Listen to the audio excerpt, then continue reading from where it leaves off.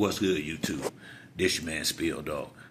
Man, once again, man, congratulations to Brian Norman. I'm glad he was awarded the belt. You know, like I say, it's always best if you could fought for it, but don't make no difference how you got it. It's yours now, and just you know, be happy for the day, and then get back in the gym and start working hard. One thing I would, if I was him and his father, the main thing I would make sure I did right now is I would maximize my the opportunities to get top dollar now. Now that he got the belt, I wouldn't pay a lot of attention to up and coming fighters trying to slide in and steal his shine right now, or thinking this an easier opportunity for them to get a title shot and try to play y'all out into a fight when that ain't smart to make right now. And not about winning and losses. It's about exposure and the dollar. And if I'm Brian Norman father, any fighter that's in the welterweight division, that's been in the division and haven't called Boots out, don't call my son out either. Anybody that's in that division, that's in title contention or thinking in that neighborhood, if you haven't called Boots out, don't call my son either. I stand on that. If I was them, if I was his father, I would either pick the fights that I want, him and his son, or the biggest dollar. Simple as that. I wouldn't be accommodating nobody else and trying to get nobody else an opportunity that they probably wouldn't have gave you. Everybody gonna be jumping at the bit now. It's amazing how Boots walked around with the belt for over a year now, and was right there in the top spot for the last 3 or 4 years, and ain't nobody called him out. So if I'm Brian Norman, unless it's a fight that I want personally, I wouldn't entertain nobody in that talking about woo woo woo. I'd be looking for the biggest fights for the biggest money. People like, I'll be honest with you, because he a young champion, he don't have to go right in there and swing for the fences in his first title defense. He really don't.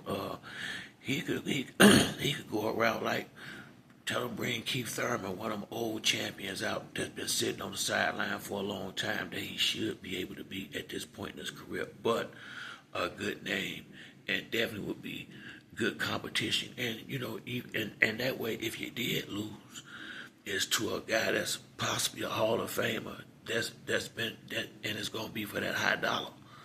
I'd be looking for the fighters like that until unless it's a big unification with Boots, which I know ain't nothing like that on the table just yet. Hey, I'd be looking for all the Danny Garcias and Keith Thurmans and Spencer moved up. Then he don't need that one, but it's guys down there that's got that name, the recognition that he should be able to beat. That's a lot older, and that's the way you build your fighter. I ain't jumping in there with no young guy who I should be able to beat, but that's on the rise like me, and it ain't no real money in that fight. I ain't entertaining that. If I'm Brian Norman, I don't even look that way. Unless they can start knocking some people out and get their numbers up. Keep it moving. Go on up and get that paper.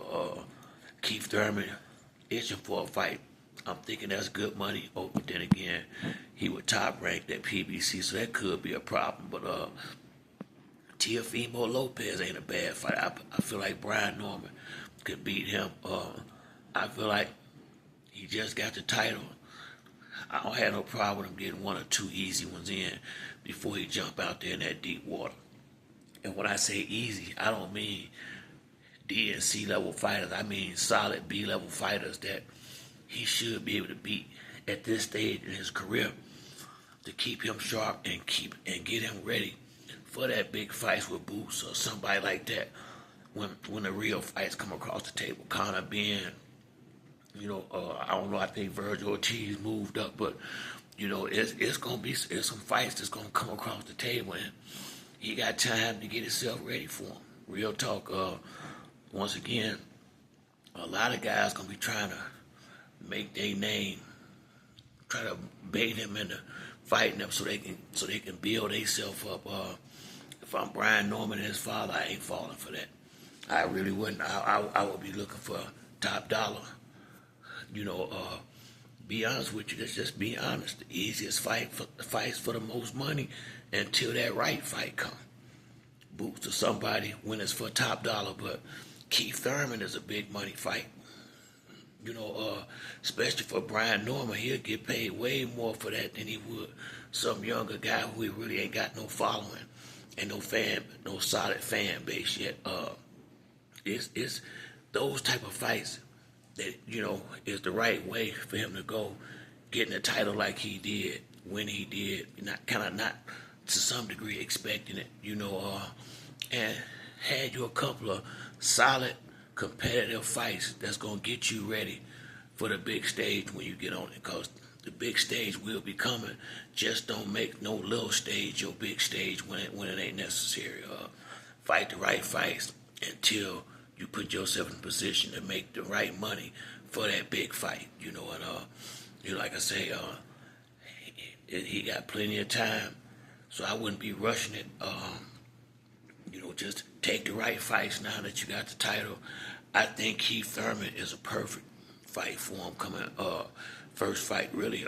Keith been on the sideline for a long time, and I'm not trying to say Keith still be competitive, and he got a lot of experience. This is a good fight for Brian Norman. A fight he should be able to win at this stage in his career. So hopefully they thinking along them levels and don't get baited into giving somebody else their opportunity when hell you just got the belt yourself. But that's it for me on this video. If you like the video, hit the like and subscribe. Till next time, it's your boy Spill Dog. I'm out.